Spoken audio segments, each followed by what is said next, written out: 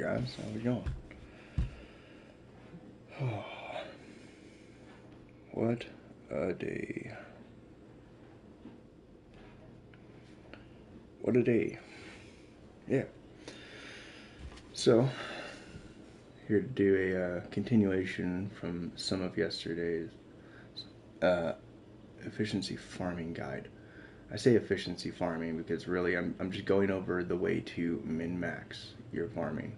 In a basic way, I'm sure there's plenty of ways to go ahead and push it even further. Um, there's some people out there that will know that, but I'm going to just go ahead and touch on some of the locations to go for farming specific resources, especially ones that we use constantly, um, which is really the basics: polymer bundles, nanospores, um, stuff like that. Those two in particular are ones you blow through a lot because people love energy pads. I know I do. Um, I don't spam them a lot, but I did have about 10,000 grafted like a year ago, and I am out. And I haven't farmed any resources, like in a dedicated farm, in quite a while. At least since 2 10 ago. So, um, we're on day 971. And yeah, just going to kind of touch on that, and then we'll just kind of enjoy the evening for a little bit. Going to be a short stream. I am finally cleared back to my job site. Starting tomorrow morning at 6 a.m., so I can't be up too late. Uh, but we'll just jump right into it. I also have a couple of builds I'm going to show you. So I was working on Gauss here, and we're going with a lot of duration, as you can see. And some of this will change as I get more shards for it. But the key here is the duration. A lot of the benefits from Gauss and his fourth ability, pretty much all of them except for the damage, are based off duration. So the higher that is, the faster it is. It's all speed: attack speed, fire rate, reload speed, casting speed. And then the other thing that we're focused on is just making sure we keep this up, but we're not really pushing a whole lot into power strength. I did have arcane molt augmented in here. I opted to change to Arcane Reaper for a bit, and at the moment I was testing out that little bug I'd found, or that I heard about, with Aegis and the catalyzing shields. It's pretty funny. I'm keeping it on there. It's a nice little survivability tool. They're gonna patch it eventually. I know they know about it, so why not? Just go ahead and use it while it's there. Keeps us alive, but I've been running into toxin procs, and that's kind of been my issue. So I'm debating how I'm gonna fight that. Maybe with some regen. I know I run toxin on my melee, so I might even opt to put a green shard in at some point, and then heal off with toxin procs and use Arcane Reaper, and then maybe a couple blue shards for the health regen, just for the ease of it all. We don't need Prime Sure Footed. I know I have a Forma on there for it. I was running it a long time ago, and then kind of just did some more research into Gauss as I dived into his kit a little more in depth, testing some things. And I just realized I don't really need it. I mean, sure, it's a nice security net, so if you do end up not paying attention, your kinetic plating goes off, and you're just enjoying killing and stuff, and you don't see it, you don't get knocked down too much.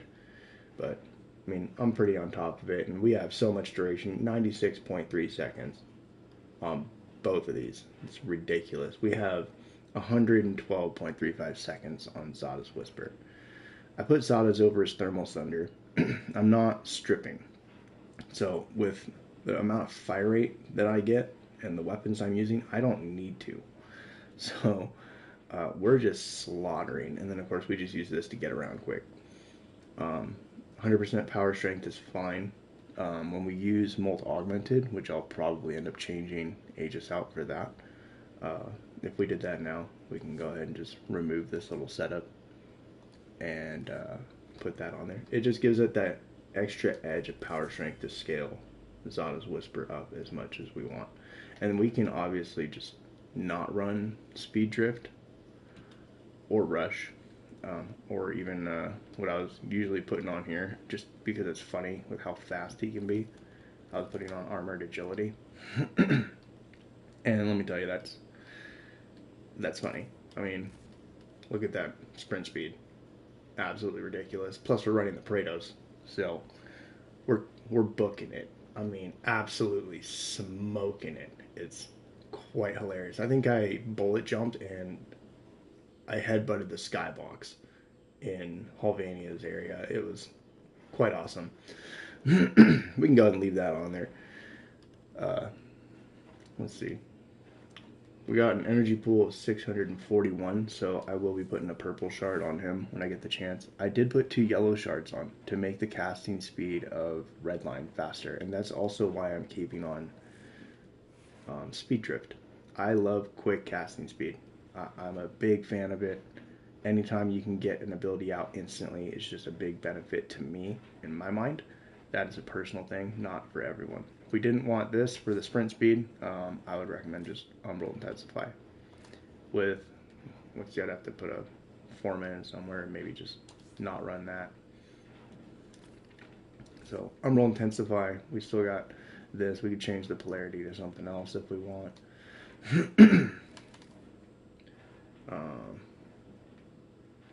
Yeah, I might end up putting a Omniforma in there just for varied builds. So, with this whole setup, what we got going on is just a lot of fire rate, and the weapons we choose is going to be critical, right? So, what we're going to end up doing is running beam weapons. Beam weapons specifically benefit the most from 2 things, like in the major sense, and that is fire rate and multi-shot. Now, with that in mind, we're going to go ahead and run the Glaxian, the Tenet Glaxian, to be specific.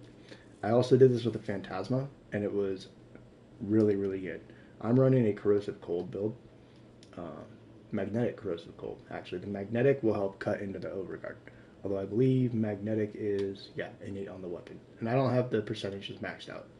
But this is doing work. Getting extra crit damage and multi-shot from primary Frostbite. And then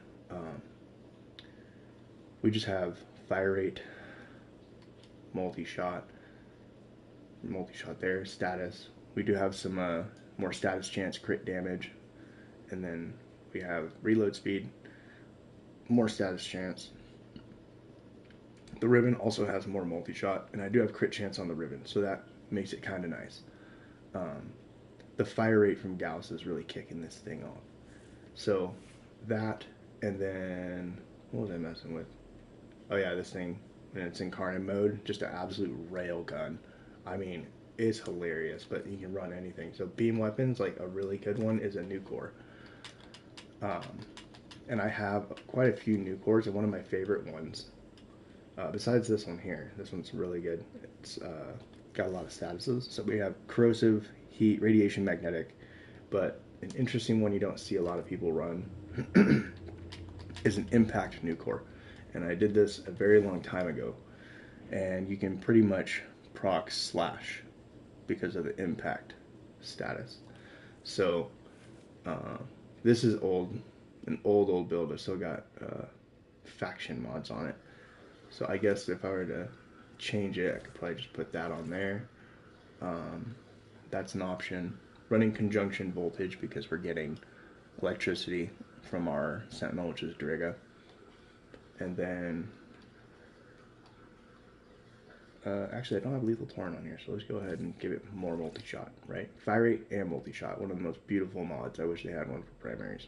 If they do, I haven't seen it, or I'm just forgetting it. We have fire rate, heat, and damage on the Ribbon. Fire rate and heat. So heat, if you stack it, it stacks infinitely. So that is really great. When you have more fire rate and multi-shot, those stacks build really, really quickly, which is critical for any beam weapon. Ruinous extension to keep the range.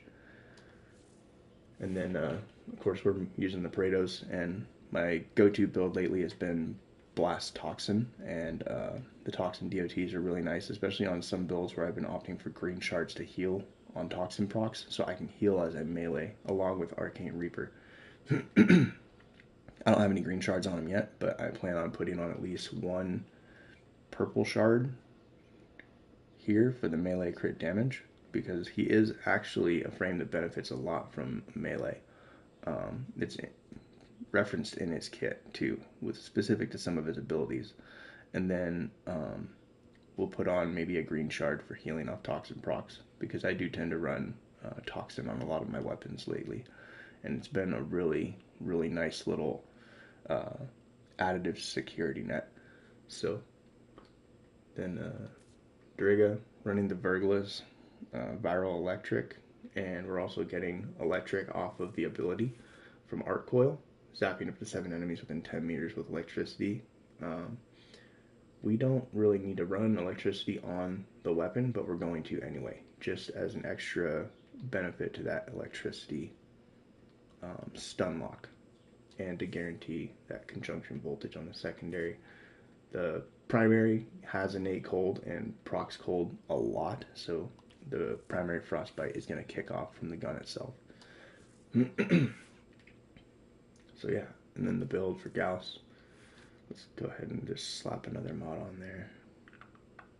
14 capacity. I don't even know. I'm still messing around with it. Just having lots of fun. I don't want to go in on the power strength quite like that. I guess equilibrium for now. I was planning on putting on a purple shard for this, so this is just a placeholder till I think it's something different. Anyway, equilibrium is going to just pick up on healing us as well as picking up energy at a more consistent rate, which will be important in the start, not necessarily in the longevity. We do regen energy with his kinetic plating. As we take damage and take hits, his energy comes back. So he converts damage into energy. So this whole setup is quite nasty and a lot of fun. We got augmented on there. Good. Okay. Let's go check it out.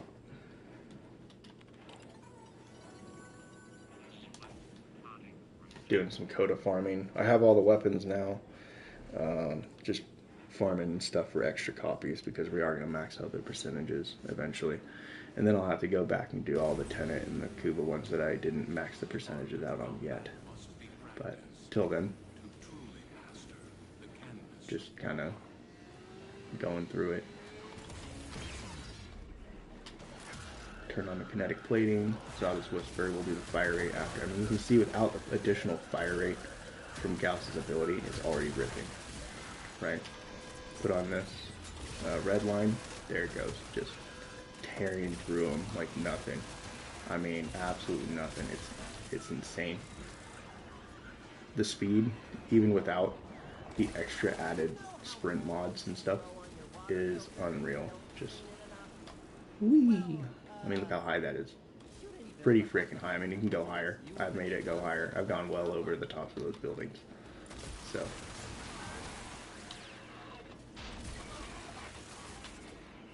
another thing we have on our pairs on is power drain.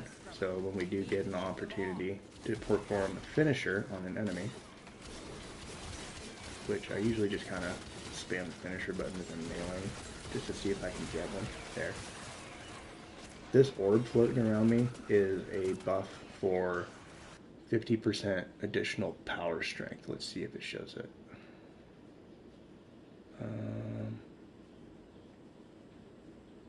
I know it's on here. I just saw it pop up.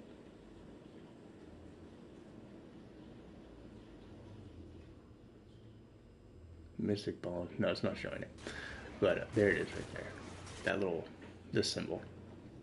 Increased ability strength on the next ability cast after performing a mercy kill. That's 50% power strength. So what I like to do, give myself the Moderai 40% power strength bonus, cast it on Zada's. Now Zada's is that much more effective. And then once Molt Augmented caps out, we're hitting some pretty good power strength numbers just to scale that ability alone. And we have so much time on the ability, we have plenty of time to go find a finisher kill. It's not going to be a big deal.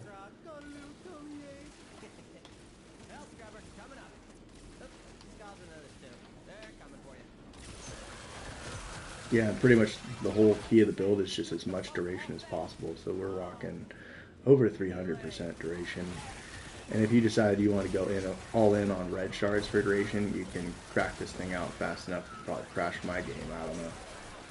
So, it'd be quite funny.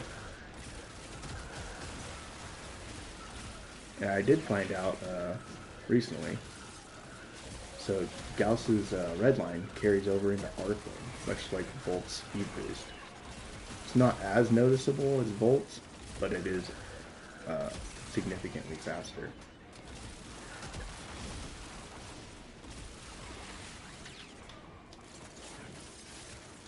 And no, you cannot stack the power drain buff. It does not stack and get more kills, unfortunately. So it's just a flat 50%. And so this weapon chains a lot like the Torrid, which is why I named it that, Prisma Torrid. There is no such thing as that, but it is quite interesting. So it's basically feels like playing the Torrid without the Incarnate charge, and I don't really like the Incarnate charging mechanic. I'm not the biggest fan, although it is really good, makes all the weapons extremely powerful. I'm not the biggest fan of the Incarnate charge, personally.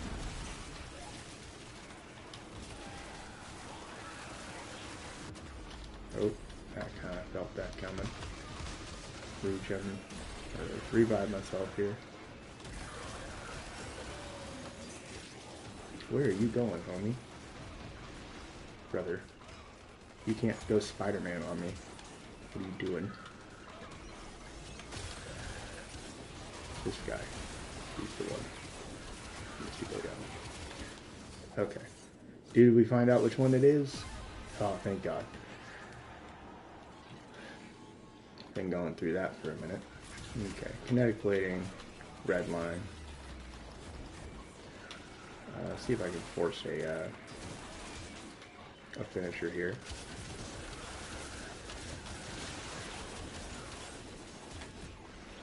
Oh, loot, look at that. Give it to me. I want. Yes. The attack speed is nuts. Absolutely unnecessary amount of attack speed, which, if you notice, I love doing the unnecessary. So, alright, we got the 50% bonus. 40% extra. We're back at it. Bam. Just deleting everyone and everything in the zip code. It's great. I mean, overguard means nothing. These guys have some slight damage attenuation. It's just stacking so fast, it's like it's not even there.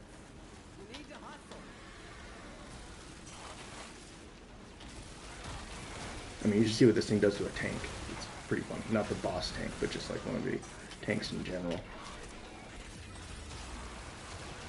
Just the little ones that walk along, come down the road. And we're out.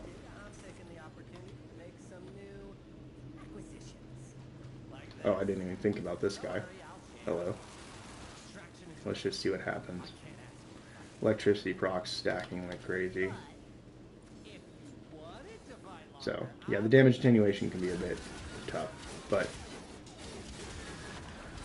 that's what these guys are meant for. They're meant to just kind of tank everything. But everything around him is dying. Look at that. Just instant. So, but we're not here to mess with him. Oh, we will mess with you, though. Oh. Ouch. Is that a bubble? No. Okay. Still some kinks I'm working out with the build, but the speed is unreal. I mean, just the sprint speed alone is quite funny. So, pretty great seeing people's reactions to just watching me fly by at like the speed of sound. It's pretty funny. I've been enjoying it. I'm not the most accurate either, so I love beam weapons. I can just sweep across them. But beam weapons are some of my favorite types of weapons in the game.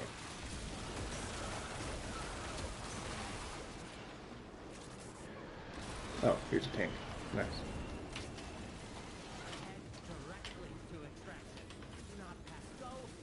So we'll go ahead and clear these guys out.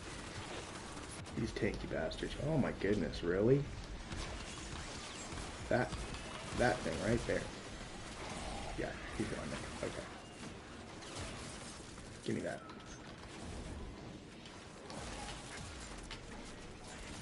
Tank. Bye. Where is extraction? This way. Game over, man. Game over. To extraction. So much speed. Rolling guard's an option, and I did take it off originally, but you know, I was also considering adaptation.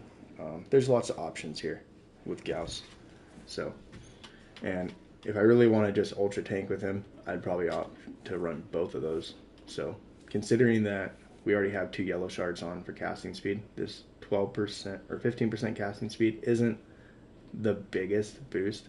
So, running both of those is not even a bad idea if we wanted to. That way when our shields do go down, we have a double damage reduction going on. The damage reduction from his kinetic plating with adaptation would be extremely powerful, and then we could just run rolling guard, pop a thing in here, call it good. Another thing we can run is vigorous swap. Vigorous swap in any build can be pretty good, especially when you're changing weapons a lot. You'll just add that extra damage into the kit, and it's pretty nice.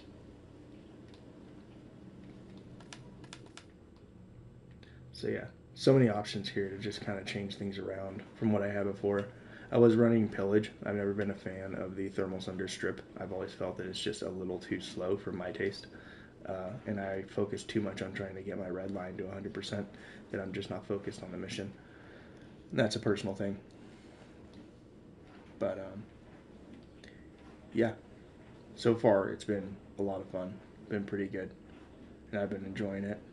So, chance to deal electrical damage when struck by a melee. See, this could fit right there. It pairs with his passive, I think it is, or no?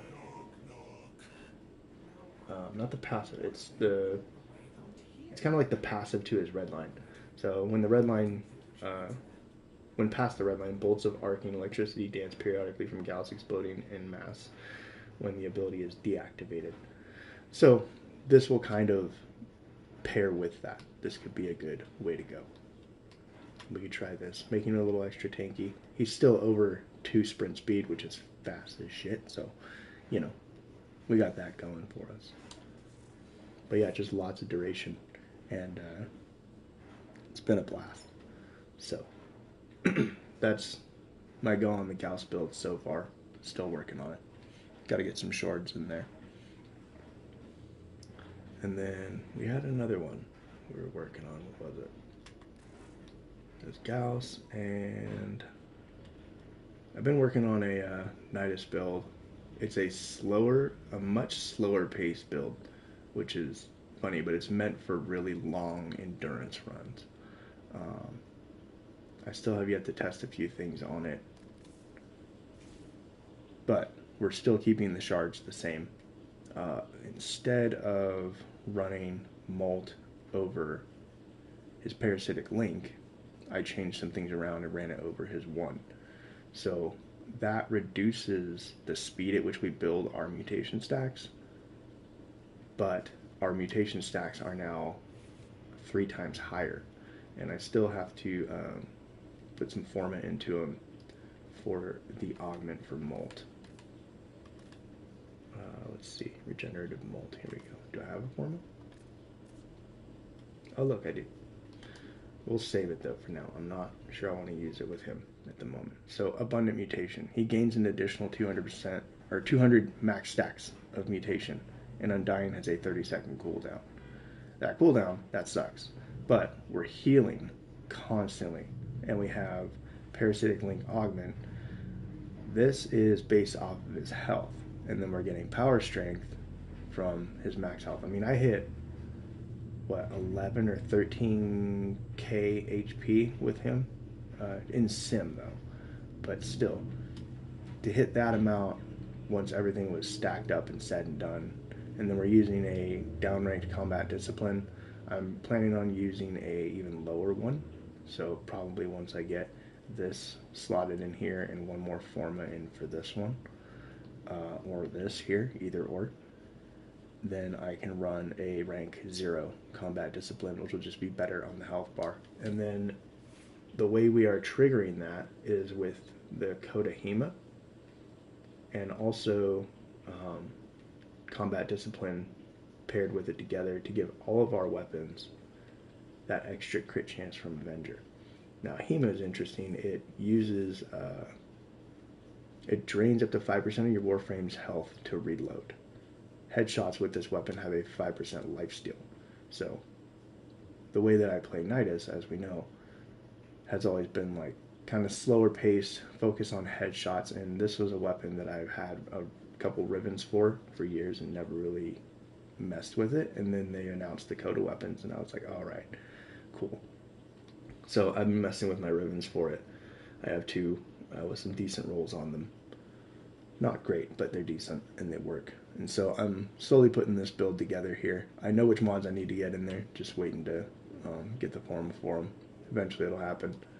So, and I'm still messing with the Nidus build, perfecting it as well. The shards are all set from the previous build and they carry over to this one. So we're getting max stacks of corrosive with these two, so we can armor strip with Molt and any toxin procs, really. Well, yeah, corrosive stacks, I should say. We're getting conversion to corrosive from toxin with abilities from Archon Continuity. We're regenerating our energy with Archon Stretch while using our Sentinel, or our Companion. This one has the wrong setup there. Where is the... Oh, okay. I had a electric setup with it. Burning Claws. Where is my electricity mod? Oh, Shock Collar, it's right there.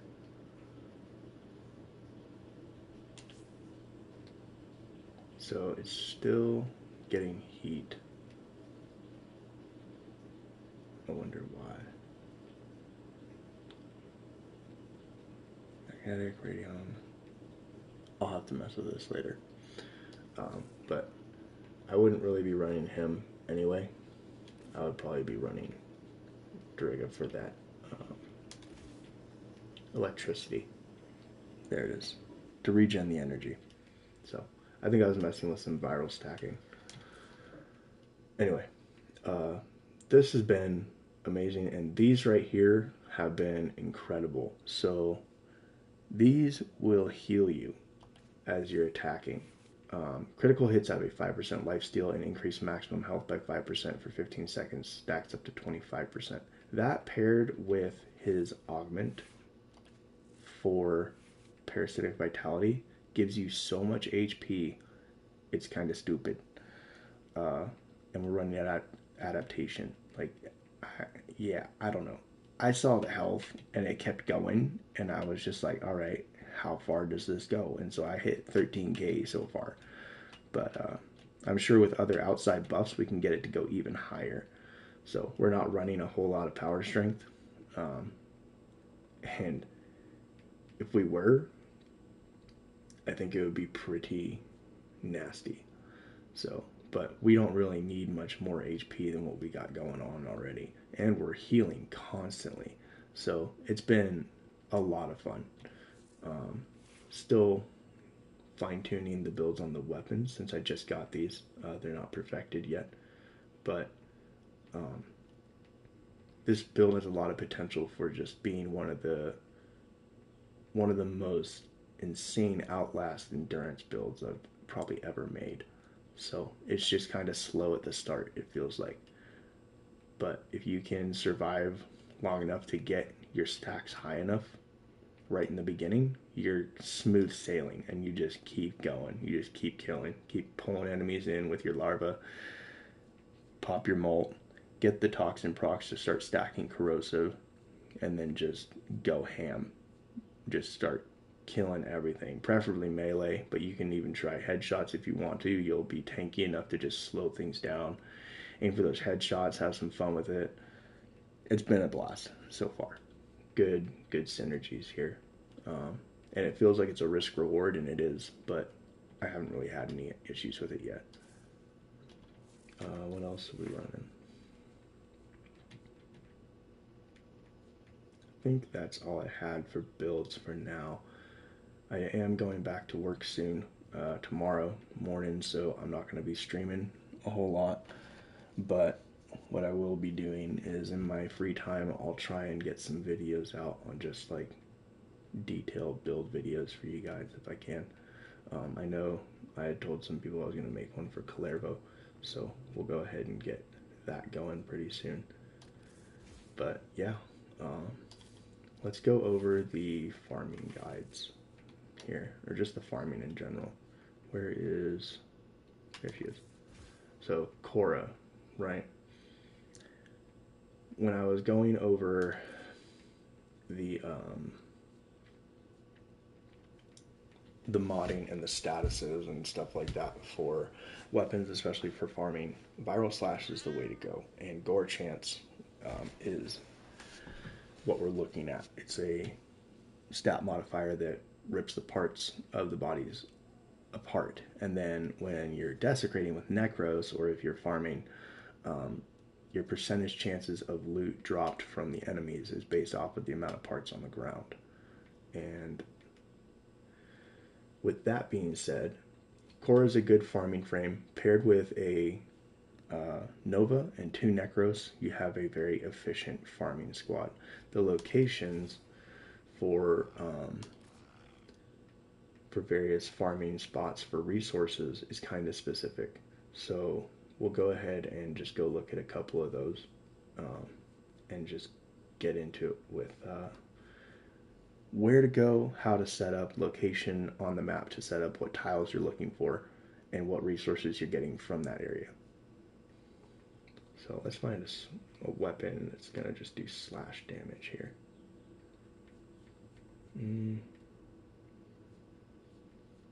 Not that we're really going to be using it, we're going to be using the whip claw.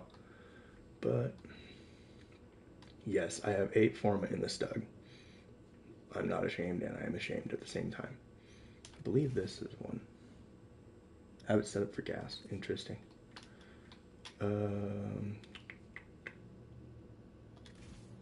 This is set up for corrosive. Well, we're not going to be using these as much, but whatever. We'll rock that. This here, what we're really focused on is the whip claw, which I do not have modded. Holy crap. Okay. Well then, we're not going to focus on that. We're just going to build it for some viral slash. Pressure point, blood rash. Actually take that off, put that there. Steel, elementalist. We're not going to need the reflex. Looking for weeping wounds, wherever that went. There it is. Blood rush, weeping wounds. We have equal values in IPS. We're going to try and weight the slash as best we can here. So, buzzkill. We're looking for that. We're going to throw on 2 downranked 60/60 status mods. So we're going to make viral with toxin and cold. I don't know if I have an extra cold one, so we're going to just go ahead and, oh, I do. Look at that. Nice. So there, keeping our viral lower than our slash like we did before. And then we're going to probably pop on something to build combo faster, so maybe quickening. Either that, or we'll just do range, prime reach, hit 13 meters, not bad.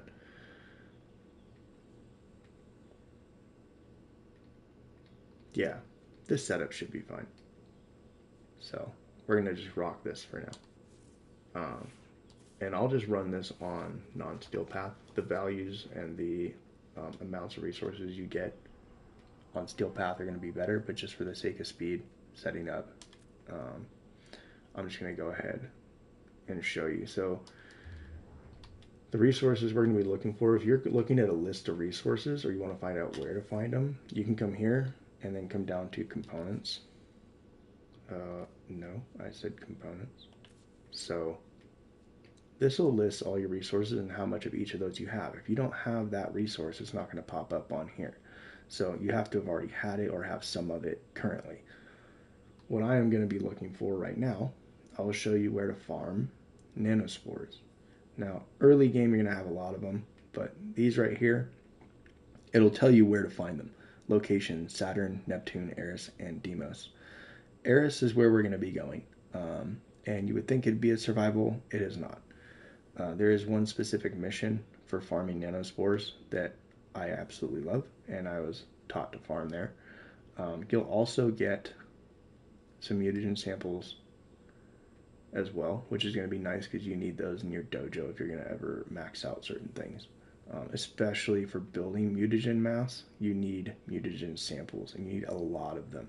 So running this mission is going to net you this to get that, and to also craft what I absolutely love and have none left of, energy pads right here. So 30,000 nanospores and 5,000 polymer bundles. I'm running low on the nanospores. The polymer bundles, I don't have any of those left. So Eris, we're going to just do this solo. You're going to go to Oasis for this one. This is a salvage mission, and we're going to go for one tile set specifically. You can farm any of them, but the most efficient tile set is going to hit a large majority of stuff on the map in one go. Let's make sure we are on the right build. Yep, we're good there. Okay. So I'm going to go ahead and slap on, just in case, I'm going to slap on my old stat stick.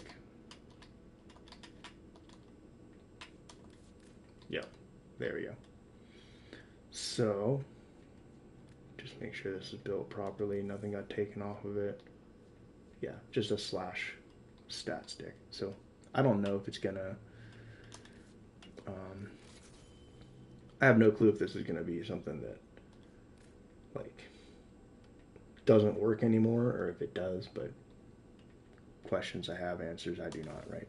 So Oasis, we're gonna see if we get the map we're looking for. If you don't, and you are trying to min-max your farm and you don't get the map you're looking for, then you just quit out and have the host keep going in and out until they find it. The crew of this ship fell victim to the very infestation So we get through the map, and then hopefully we get it the first try. There is another map that doesn't have what we're looking for. Okay, so when you see this hallway here, this is a good sign. This is the room we're looking for. You want the one here that goes down to this pit. We're going to go underneath this floor to the lower level. We're not going to worry about this. We're going to leave one of these active. So you do not want to activate any of these, really. You're going to come down here, pick up these, and then you're going to come down and you're going to get location C, I believe it is, this one. This one right here. This vaporizer. We're going to put our dome right around here somewhere, right? So that grabs all the enemies. It will grab enemies through the floor up there and around here.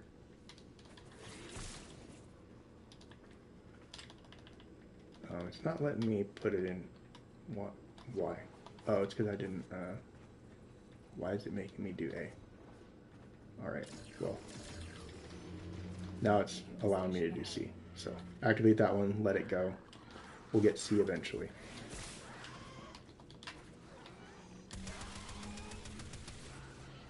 Those infested must have taken that serum from the researchers on this ship.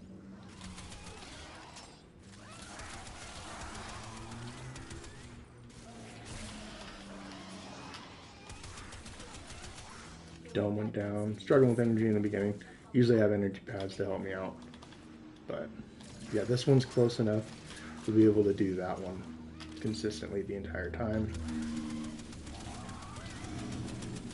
DE, you love not giving me energy drops when I need them, don't you? It's just like your go-to with me. Every mission I play solo, I struggle with getting the energy to drop unless I'm playing a farming frame. But I don't want to play just Necros and Korra. You have like so many other frames I could be playing, right? It'd be so much better. Look, I'm even running a Pilfering Strangledome and you're still not giving me energy drops. What is this bullshit? Okay. Lycat's Hunt's gonna help force the energy and help the drop. Just a little bit. Keep this one blue. Screw the rest of them. It's going to slow the mission down, making it take longer. The longer you're in here, the more nanospores and resources you can get. So that is why you do not want to activate B and A. Just stick with C. So.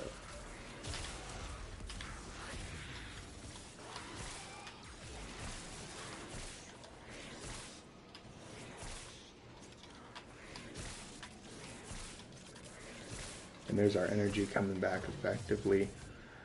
Keep Lycat's Hunt up.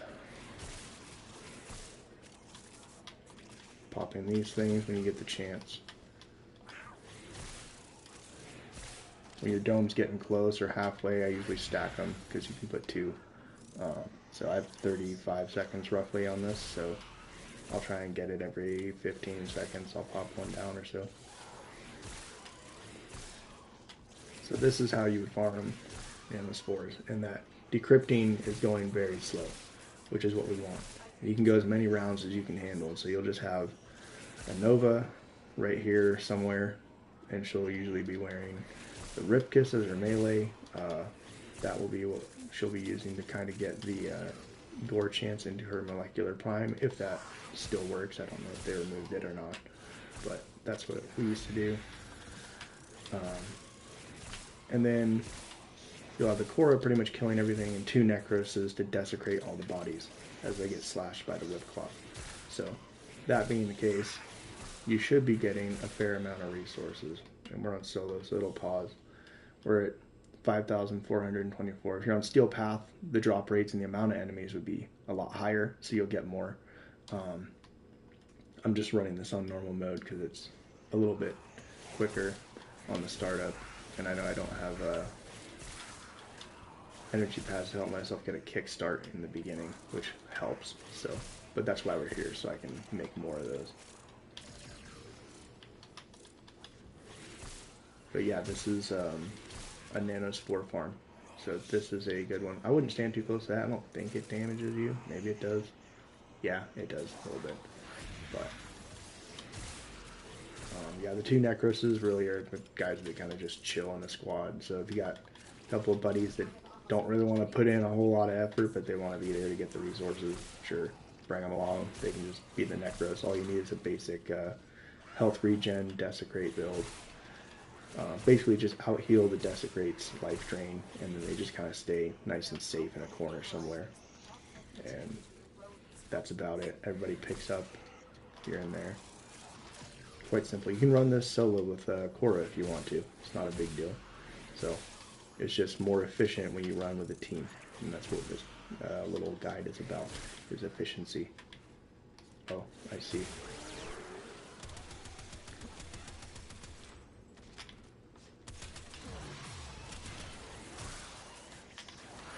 There we go. Back at it. Get the dome up. We're running the Astilla Prime. It's a slash weapon, so it pairs well with this whole synergy.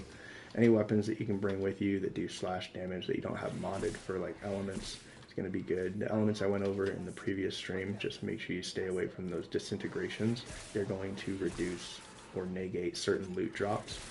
I don't know exactly which loot drops those are, but it's just a safer bet to not plan on using those kinds of elements in your builds when you're doing these kinds of things. And then you'll also be picking up these anti-serum injectors. These are used, at least the way I use them, is for feeding the helmets, and it's really effective, especially I believe for bile or pheromones, both of which take resources from this planet. So it's nice to go ahead and use those. If you run this a lot, you'll end up with a ton of them. These anti-serum injector fragments. So we just got 11,000 nanospores. I mean, I used to have a couple million of these things, and I just haven't been farming at all. And we got some plastids. The plastids have a really low drop rate. We even get some neurodes here. Plastids do not have a dedicated farm, so this will be your best bet for getting them. There's some other planets you can go to get them. I think Uranus has a higher drop rate on plastids, but it's not a dedicated drop. Not quite like polymer bundles or nanospores. So plastids, nanospores, polymer bundles are your three like primary resources you're going to blow through a majority of the time. The other one will be neurodes. You'll get those passively as well, but they come from rock outcrops just like plastids do. Plastids still drop from enemies. I don't think these ones do. I'm not 100% sure, but it'll tell you the resource or the planet it drops from. It doesn't always tell you the enemy. I know there's other guides, especially on the wiki, that can tell you which enemies drop which loot, and that's based off of player testing, if I remember correctly. It's not in the codex. If it is, I just haven't seen it yet. Okay, so Eris Oastrus for your nanospores. If we're going to go ahead and farm polymer bundles, we're going to do a survival on Uranus, and I do not like this planet. This planet annoys me just because the underwater thing is a pain in the ass, but we're going to go to Ophelia, the survival.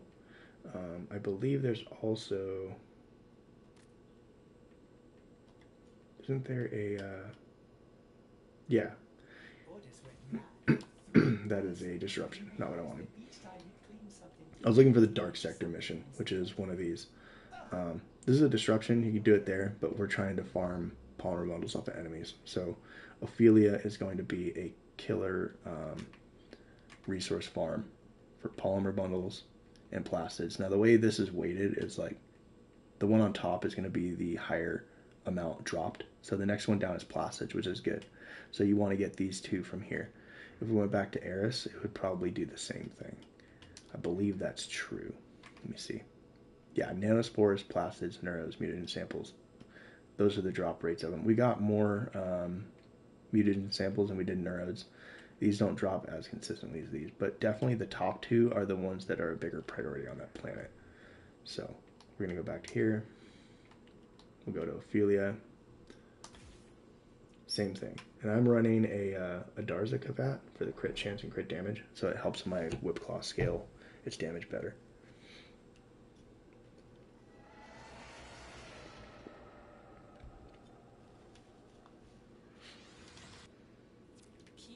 Yeah, this underwater crap. It was cool in theory, but man, is it annoying when you have to use it in the middle of the map. And the underwater stuff is just kind of confusing to navigate. I really wouldn't mind it if they kind of reworked it a little bit. Now the key to this is finding a good location. You want to find a location that is a dead end to camp in with hallways that have doors coming in from any side. So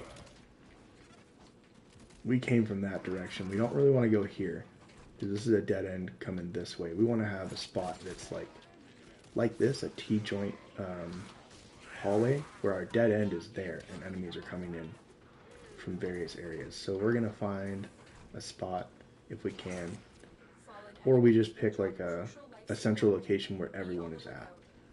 So this is a normal mode. The spawns are not going to be as high, so that's going to be a problem. You can always do one of these here, one of these rooms. Like here's a dead end, perfect. So that comes in from that direction, and they can come in from this direction here, potentially. So we're going to go ahead and go into this room here.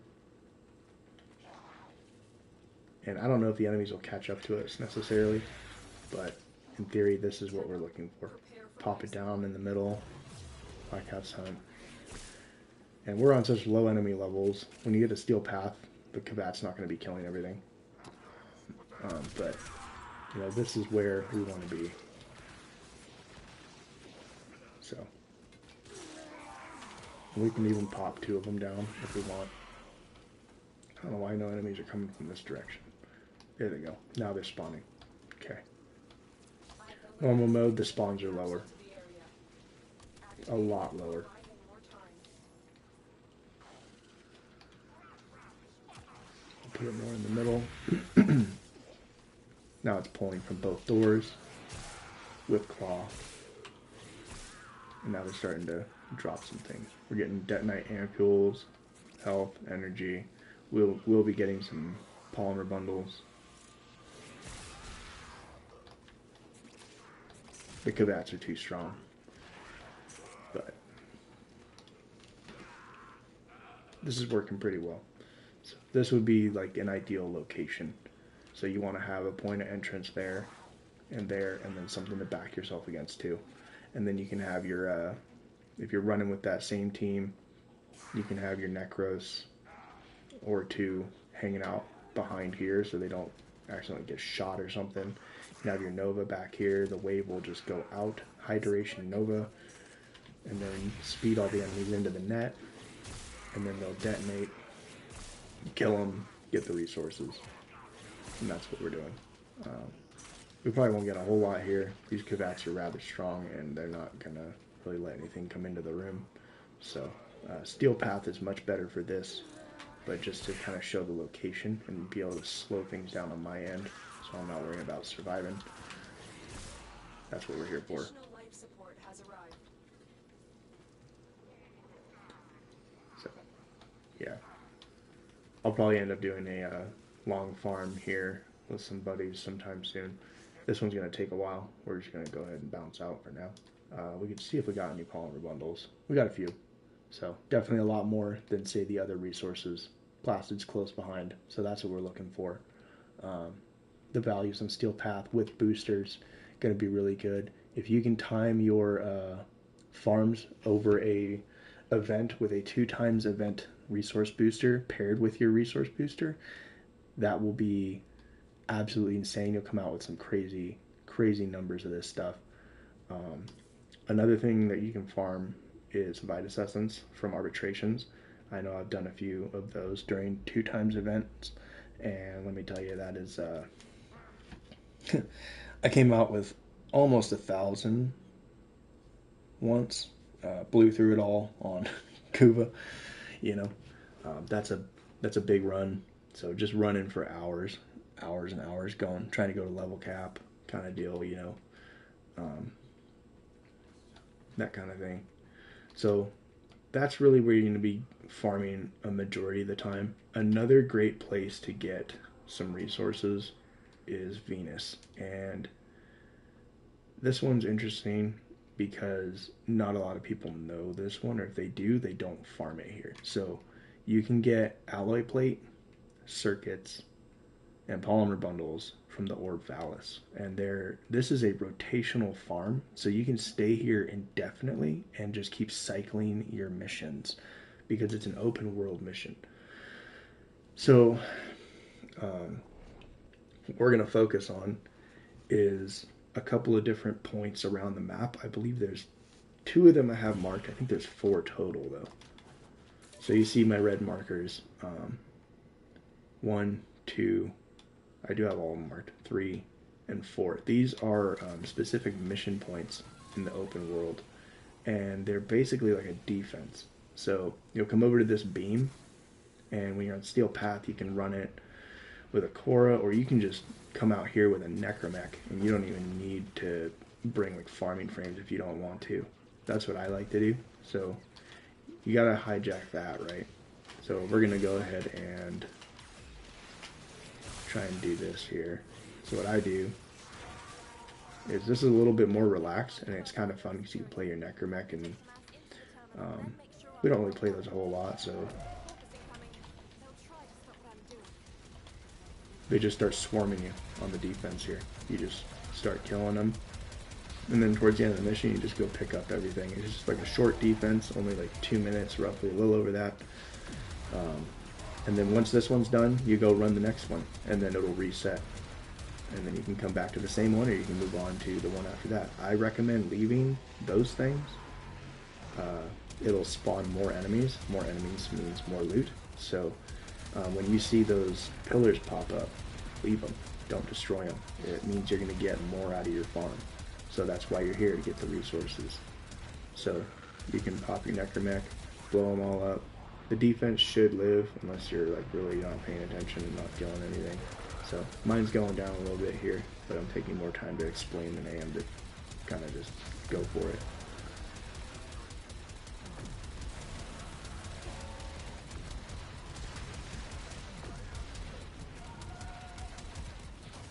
Sometimes there's a guy behind that rock, so I tend to like shoot around it if I can. Let the radio explosion hit him. And there's lots of resources in there too when you run around. Also, this is going to be a very effective and key farm for a lot of things in your dojo, especially your color palettes, which we've been working on. And we found out we can just farm some of these enemies in mass here instead of going to mission nodes on different planets and trying to get lucky after running a long time farm. Hit that guy. There he goes. So, Necromech took too much damage. That's fine. Oh. And this area can get pretty tough. You know, the Corpus, don't knock on them. They will mess you up. So, you get them pissed off, they are not fun at all. So, I wasn't using my Necromech's armor ability, which is pretty key to keeping it alive. But when you have an organized team or you're coming out here by yourself, you're a little more focused and all that, it's going to be better for you. It is optimal to run Toxin to kill these guys because it'll go through their shields, but before, like I had mentioned the other day, the Toxin is considered a potential for a disintegration, so we're not going to be doing that. We're going to be using Slash. It's going to be tough to kill these guys with Slash, especially on Steel Path. I believe their shields are more resistant to it. It could still work, but no. See, I destroyed that one, so that's okay. This one's done. They're still here. They're lingering, but the defense is over. We finished it. So now we just run through and try and pick up a bunch of loot.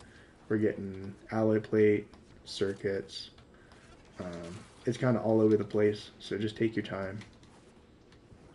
If you have a Necromech, you can actually pick it up a little faster. He's so big, his vacuum's a little bigger, I think. But I also have two Kavats on, so my pickup radius is pretty good. Yeah, so we pick all that up, and then just Arcwing over to the next one. This location's pretty nice because they almost all just come from that spot ahead of us. And it's almost always going to be the Eximus dude carrying it, one of these Eximus guys. It's going to be carrying the key to start this mission. There it is. And they already started spawning dudes. Dropship came in. Necromech disabled. Oh no, he's there. Okay, so we're going to pop that. Pop the Necromech. Get into it. Clear the area a little bit. We're going to pop the shield on, 4th ability, and just start killing. Same thing. Rinse, repeat. And this is how we're going to farm our resources here. This is a good place to come and do this. And you can just, there's 4 mission nodes. I marked them all with beacons. So if you don't know what those are, I can show you after this is kind of through. And then whenever you're done, you just go into Fortuna and leave. Like, it's that simple. So you guys just go as long as you want to, and then bam, you're done. So maybe someone's only got like an hour to farm. You don't want to load into a survival. Everybody just come out here. Some guy can pretty much just leave whenever he wants. Goes into the door, waits for extraction. It's not going to change spawns for anything. So this is a great way to not break spawns on a survival and still get similar resources. Whenever you see the blue lights come down, you can kind of preemptively shoot that area, and it should hit most things that are spawning, and they'll still drop the loot, but they probably won't be as much of an issue because they're not firing back right away.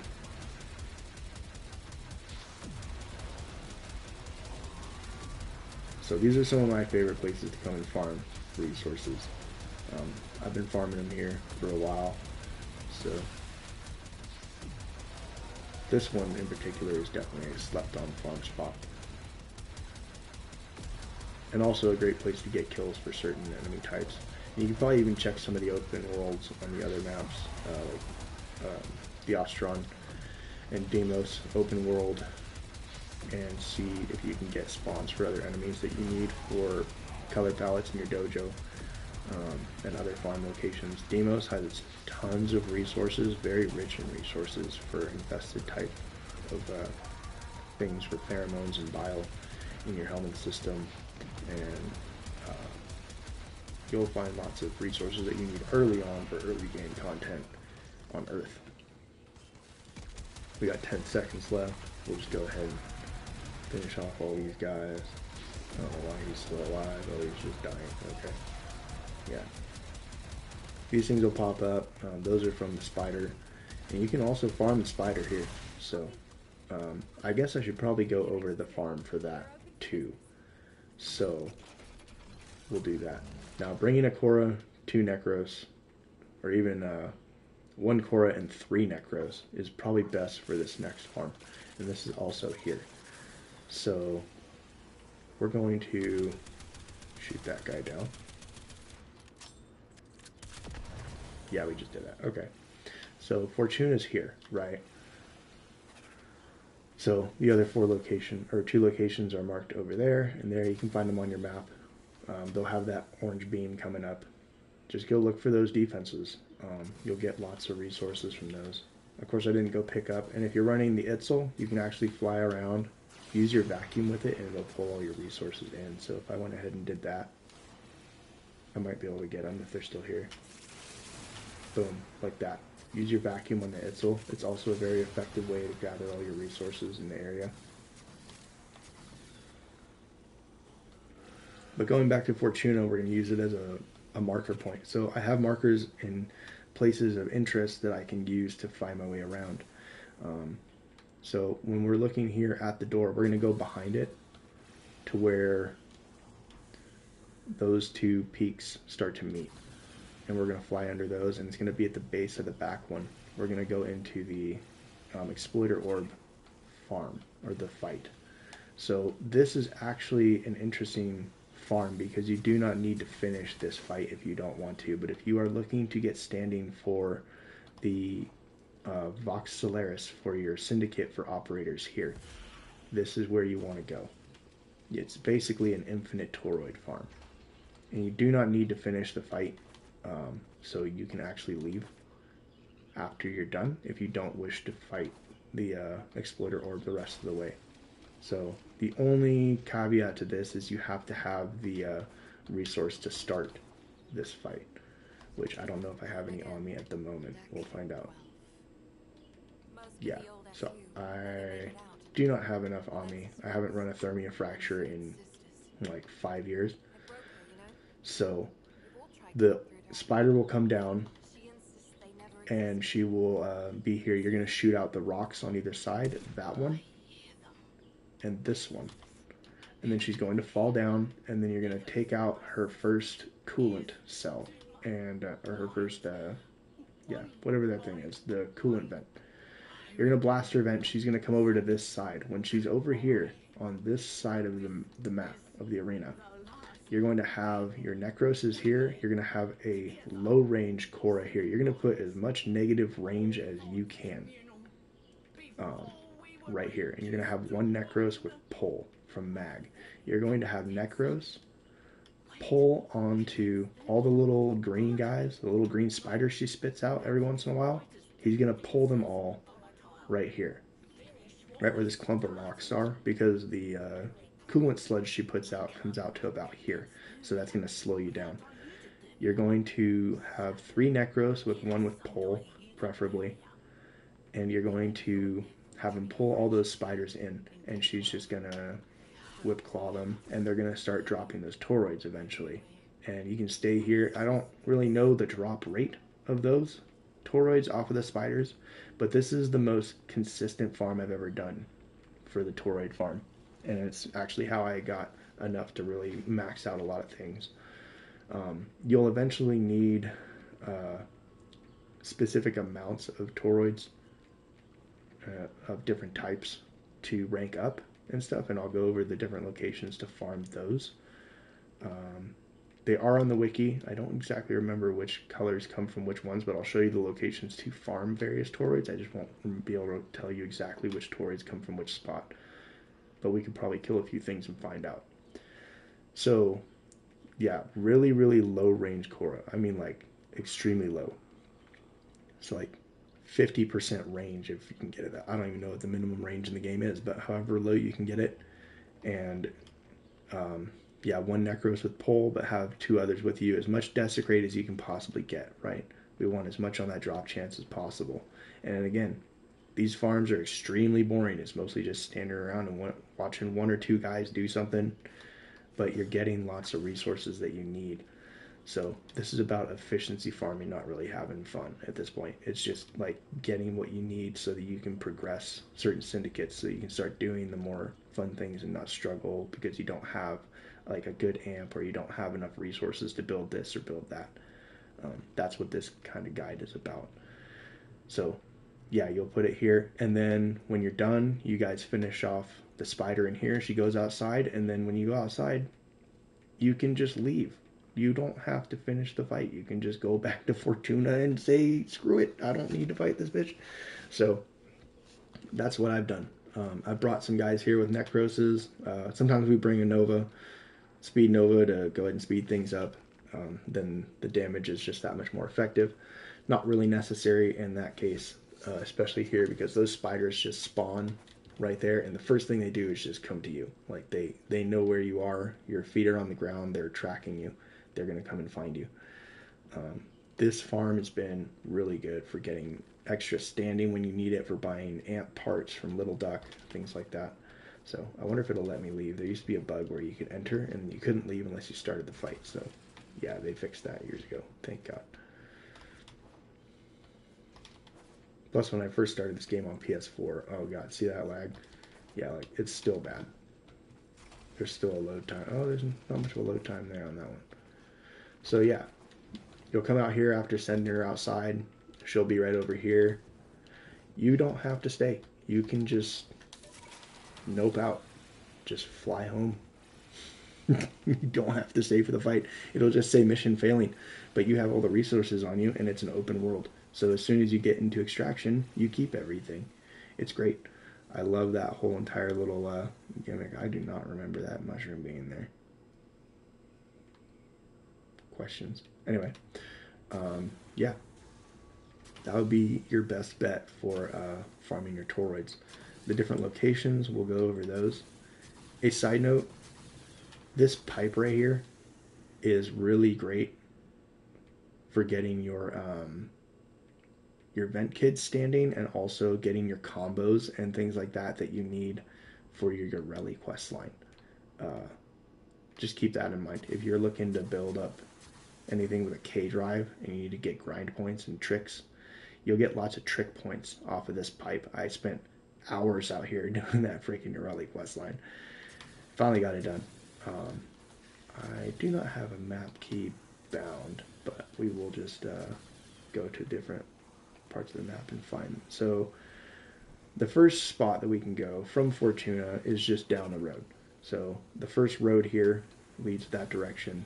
You'll get more of the green toroid spawns in this area. So we'll usually just come out here with Necromex and start messing crap up, and they'll drop. You can bring farming guys if you want, like farming frames. That's always an option. You probably see that yellow marker. I can go over that. That's a unique spot. So this I highlighted. It's a unique little cave right here. So I usually come in next to that pond. Or is there a pond? No. Okay, so there's the pond. So you come over to this pond, and there's an entrance on that side. There's an entrance in the back. So what you'll do is you'll come into this cave, either from there or from here. You'll come back to where this flower is, and it's pretty rare to spawn, and I call it the Trinity spawn. So you can actually find occasionally a rare spawn of 3 toroids in one location, and it's only here. It's pretty rare that it happens. I've only had it happen, I think, twice in the 6 years I've been playing. You can always get a plant, and then there's also a scannable for the business right there. There's still a couple of caves I haven't discovered. 2 caves. Yeah, we want to leave, just get the jump pad. So, yeah, that first location was this spot for the green ones down the road from Fortuna. The next one, Temple of Prophet. Where is that thing? Gotta go up high and just see over everything. There's 2 other locations you can farm. So, yeah, the Temple of Prophet is over here. I think it's this one. Or is it that one? Let's find out. So this one here, with this half circle zone, I believe is the yellow toroids. You're going to want these. Let's see if we can get them to drop. I don't know if they will. I don't even remember what they necessarily drop off of. But you will get them eventually. So I believe this is where the yellow ones are. They drop on the outside here or even on the inside of the building. So you can farm your yellow toroids in this zone. I like coming in here. It's a little better. Just shoot out the turrets so they don't mess you up. Well, you can see it's kind of like they'll take me out even on normal mode. The Corpus do not mess around. So, but you can bring a frame for farming here. I've seen a lot of people come here with Hydroid and farm it because he is also a farming frame. He's probably a better efficiency farm now with his rework. I don't know, but Cora's a little bit more mobile, so she can kind of just get around and use her dome and reset it. Whereas Hydroid, I don't know, his whole thing with like picking up the enemies and slamming them around is a little less controlled, which is why I stay away from him personally for farming. But I do know that he does have some good drop rates. I've actually run with some squads where we mained a Hydroid for the farm. And we need a Hydroid, a Valbon, a Nova, and a Necros. And that worked out pretty well. So, not really getting any toroids. The drop rates on normal mode are rather low. Drop rates on Steel Path for everything is increased drastically. So, again, I'm only running it on normal mode just for the survivability and ease of explanation. So I don't know if this guy will drop one. Maybe, maybe not. So the alarms are going off. That's good. If you see the markers with enemies, and you'll see them in the upper corner where the map is, you'll see how many are active on the map. There's none close by, so that means that they're probably all in the previous base we were at. The cats are killing things. Eventually they'll drop them. Yeah, so this should be where you get your yellow ones, if I remember correctly. So we'll go ahead and find the other location for the last color toroids. You can get the lazulite toroids, I believe it is, the blue ones, from that boss fight we were in. And that will be once the boss is killed. Here's another one of those defenses. Or maybe it's the same one. Might be the same one. There's another one that looks just like this, and it runs around. Where is the airport? So we got to go to basically the airport district part of this. I think it's like basically the other side of the map. Been a while since I've done these. Not here. Here's that beginning farm we just talked about. So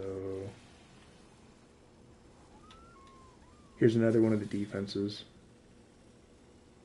You can always farm this one. That's a good one to do. The airport eludes me.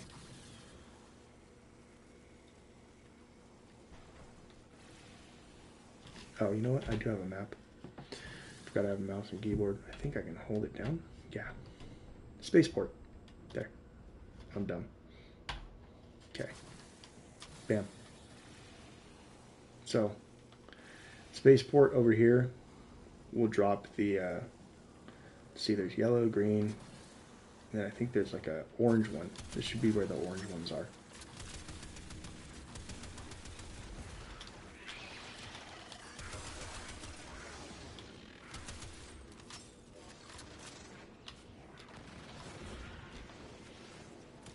Lock them down with Magus.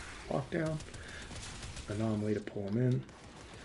You can kind of just, this whole area is so big, it's going to be hard to like do a dedicated farm where they come in, but if you can start getting those beacons down where they'll spawn around you, you can pick a point in the middle, like here, and get your Nova to speed things up into the dome if you're running a full team. Otherwise, just come out here and mess them up on your own. Just make sure you're using that whole point of viral slash like we had talked about before. You want those drop rates to be as consistent as possible.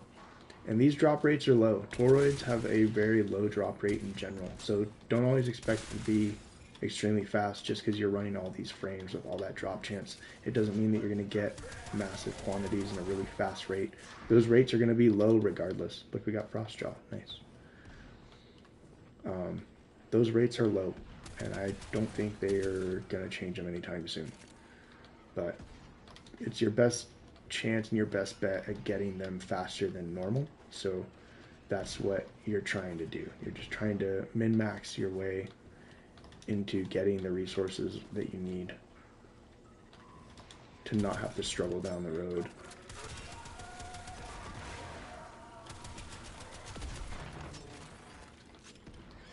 Yeah, so we haven't picked up any. Like, those drop rates are low, and I'm barely really testing with the Korra farm itself.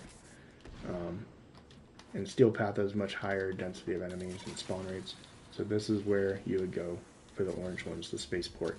So if we look at the map again, Fortuna, we have spaceport, right? And then we have the, right down the road from it is the enrichment labs, which is where we were getting those green ones. And then the other spot for the green ones was that boss fight behind Fortuna. So that would be back here, this boss fight for the spider, which I like more because it's infinite spawns and it's a lot more consistent. And then we have the Temple of Prophet over here for the yellow ones. So those are your three major locations, or four technically if you want to count this one, for all the toroids in the game that you need to farm. Those are your best bets for finding those. And you can go inside these bunkers and stuff and farm inside as well. It'll condense the spawns to a smaller area, allowing them to rush in. That's going to be really important. So, and then of course that little Holy Trinity spawn that I marked because it's funny. You can check out some of the other areas like the Transit Depot, Oregon Dig Site, some of these other locations around the map to see if you get other spawn rates. But these are the ones that have been known to be very consistent, even though the spawn rates are extremely low. So the other option is to just farm bounties for it, but I'm not really a big fan of farming the bounties too often.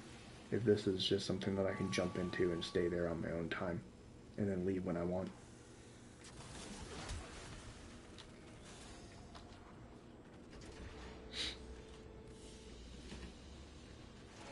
So we go into Fortuna, keep all the resources we picked up, and we out.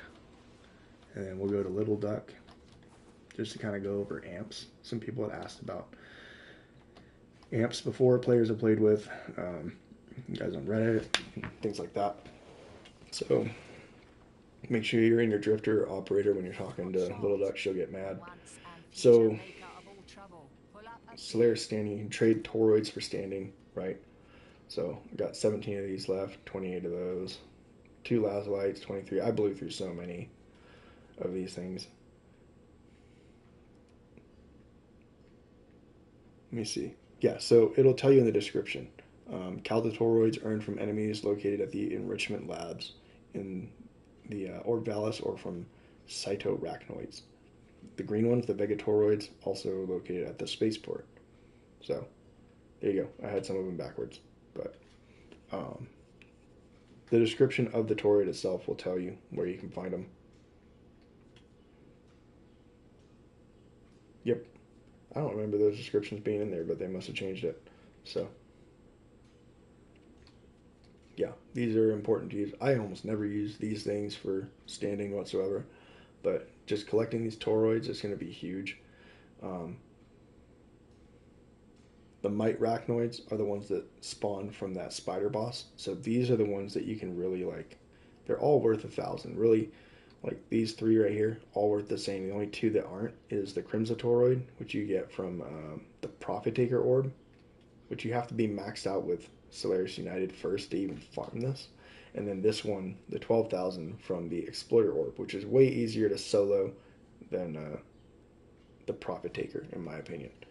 So, especially early on, because you have early access to it, even without having all of the Solaris United maxed out. You can still run this and collect these ahead of time. The Vegatoroids are the ones that spawn from the little ones that the big spider pops out in that cave we were talking about. So you can actually farm both of these at the same time, which is kind of nice. So you're going to be using the toroids a lot when you're building amps. And so when we go over that, we're talking about especially these ones here. So these three are like the big three for amps, right? Especially the Certus Brace. I use this on all my amps for the critical chance that it offers. Using different prisms or scaffolds is unique to the type of amp I'm using and what I'm using it for. The one that you see me running a lot with my drifter is going to be I usually name them with the numbers. Let's see. I think I started changing it. So I used to name them with their number code. There is a number chart that you have 777, 737, 552, 577, 665. So 7 is the last one, the Clamora, Propa, Certus, the ones that we just looked at. But the Certus is the one that enhances all that crit chance, crit damage on the, especially crit chance really, on the amps. So what I am running is a FOD scaffold. I couldn't tell you the number of it, but you find that on Earth with the, what are they called? The quills. And then we have the Cantic and the Certus. The Cantic Prism and the Certus Brace. The Cantic Prism, I believe, you get here, and it is a burst fire. I believe it's burst fire. Let me see. Oi, see anything you fancy? Yep. It's a burst fire primary precision shot. And then you have the FOD, which that one's interesting. So I don't know if I have a blueprint for it or not to show you. I might have to go to Earth. It basically shoots out a homing discus that will track into enemies, and it'll bounce and ricochet between enemies. Don't remember how you spell this thing. Let's see.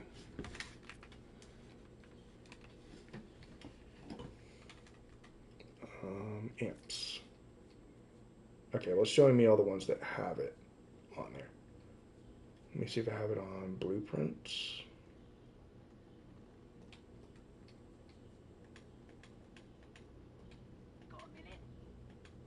It'll be a mission if I do. So we'll leave Fortuna for now. But yeah, the FOD is really nice for being able to get yourself up because you can launch multiple discs at the same time, and then it will have that chance to just kind of hit enemies, especially after popping your Madurai Focus School Void Strike.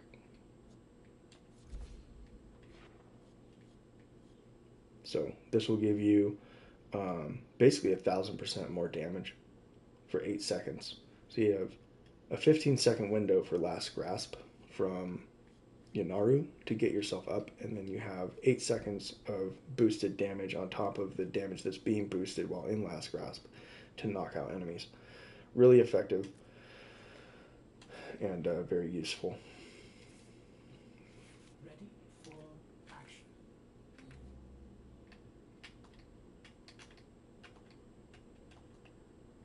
Okay, so I do not have any blueprints for it, but you can combine amp parts from all the different factions of operator syndicates. So that kind of covers everything we really need to know for now about the farming. So I hope this was useful, and I hope you guys can get some use out of this.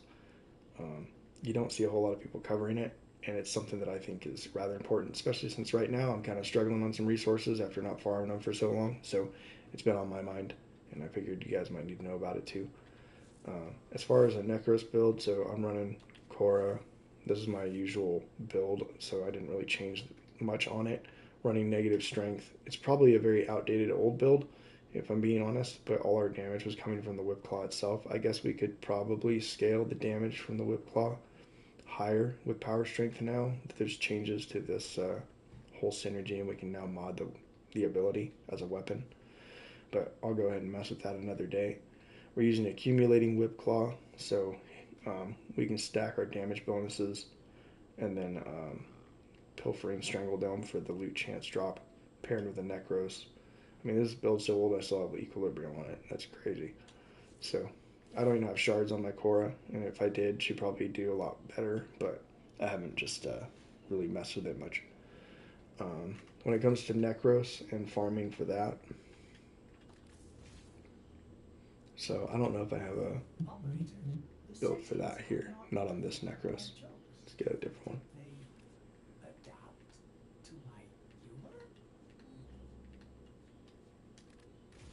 So Necros, we have a farming build right here. So we're running Rejuvenation to get the health regen, right? And then we're running Overextended, running Cunning Drift, Streamline. We could even get more range off of it if we want to. So, but this is sufficient. Like, you're going to be kind of within close proximity, so 50 meters is plenty of radius for Despoil and for Desecrate.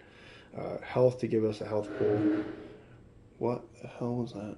Somebody just grinded all the gears in their car and killed it. Nice. Running Energize and Arcane Grace. Health regen, energy management. Not that we're really using energy while Despoil and is on the build and we're desecrating from our health bar. But it just kind of helps in case we're casting anything else. Like, say we are the Necros on the team that has pull on the ability, so you can put pull over the 4, because you definitely do not want to have shadows active ever when you're doing efficiency farms. It will mess up the entire thing. So I guess the best thing you could do is probably pop Nourish onto your guys. That way everyone's popping Nourish and they have a chance of keeping that active for energy to just be regenerated on pickup. And you could probably run Equilibrium on the build just for the ease of picking up and converting energy to health as well if you want to. Efficiency, we went with almost no duration on here, but if I did mod for duration and I put more Forma into this, then I would go ahead and do that. Looks like I have mods in places they shouldn't be. So yeah, we now have room to mod for duration on the build. So let's see. Prime continuity, and then duration.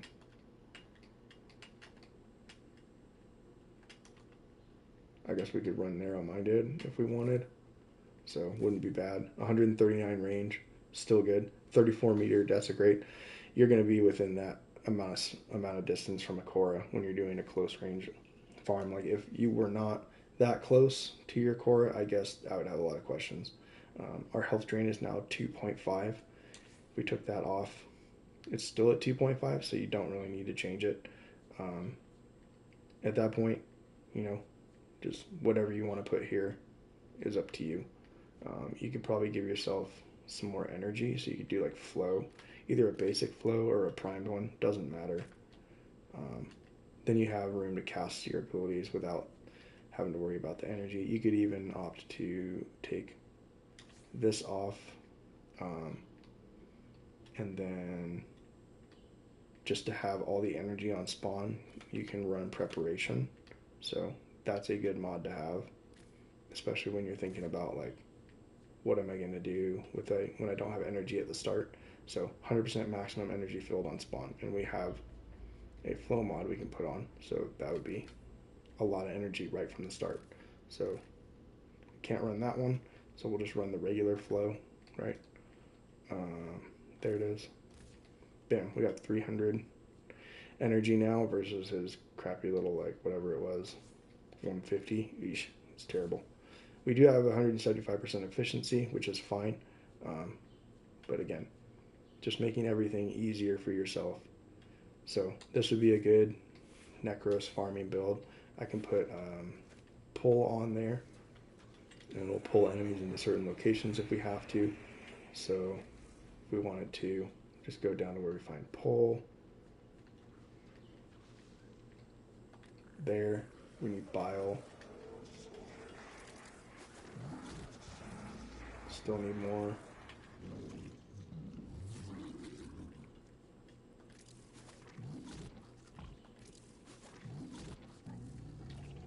Put it over this Shadows of the Dead because you don't want to do that at all. There, now we have a pull Necros. Really nice. So the other option would be Nourish for the energy gains. So just kind of pick and choose what you want to do. So that would be that. And then the Nova. Nova's pretty self-explanatory. Any Nova build's going to work. With her rework, we can now cast the Molecular Prime for speed, whether we tap to cast or hold to cast, however you set it up in your settings. And with that being said, I'll show you what that looks like. Options, and then you can go down here to tap and invert. Tap and hold invert abilities. You can choose any frame that has an ability that is tap or hold to cast. So we'll go down to Nova and just invert it as you wish. And this is how I prefer to keep it. So that's how I play Nova. That's how I'm going to remember it. I'm not going to change it from what I have. But yeah, a Nova build. Again, just really simple. Whatever kind of Nova build you're running. You're going to want power strength for sure for this. So probably not this build in particular. A neutral strength Nova is never a bad way to go. It's a 75% enemy slow or speed up. If you use lots of power strength, I have one. There you go, like 200%. It doesn't change that value of enemy slow or speed. So it's a flat 75. So the way we used to build Nova for speed Nova is actually similar to this build here. Running negative power strength would make enemies faster. Now we don't need to worry about that, so running positive power strength like 200% would slow them down. And duration is basically what lets her ability spread and not necessarily the range. The range is more dedicated towards the explosion radius and not so much the radius of the ability, because the ability spreads from an epicenter. So just make sure you have high range and neutral strength, maybe positive if you want it, but the Nova's there just to speed up enemies and prime them. I guess you would probably have some extra power strength just so that the priming is more effective and they die faster, but she's already such a good primer for the most part. Like one of the best builds with Nova to have is one that has like neutral power strength. So here's like a very minimum power strength Nova, 10%. That's as low as we can get. So a neutral Nova like this, very, very solid build for this type of thing. This would probably be the one you want. I do have Molt Augmented on this. This isn't meant for farming, but this is one that I would use. So, yeah. And you want to probably take this off. You do not want heat damage. So I definitely would not recommend running Neutron Star if you're doing the Nova build, because, or just don't activate your Null Stars. You really don't want those on. I would probably take this off just in case it spawns the Null Stars and you don't activate it. So yeah, that is a nutshell of a farming guide for you. So hopefully that makes things a little bit easier in the future if you run with your friends. If you run solo, just bring your Korra, bring your Necros, do your killing thing. Now you know the planets to go to farm certain resources. And so hopefully you guys can get all those gains and keep crafting, keep building, keep doing your mastery tests. I know I struggled on my mastery test yesterday a little bit, and then it ended up passing it, of all things, in the mission failed screen. So not gonna knock it. So we passed it. I don't know how, don't know why, but here we are, Legendary 5. So yeah, all right. I hope that helps you guys out. You guys have a good night. I gotta get ready for work tomorrow. Later.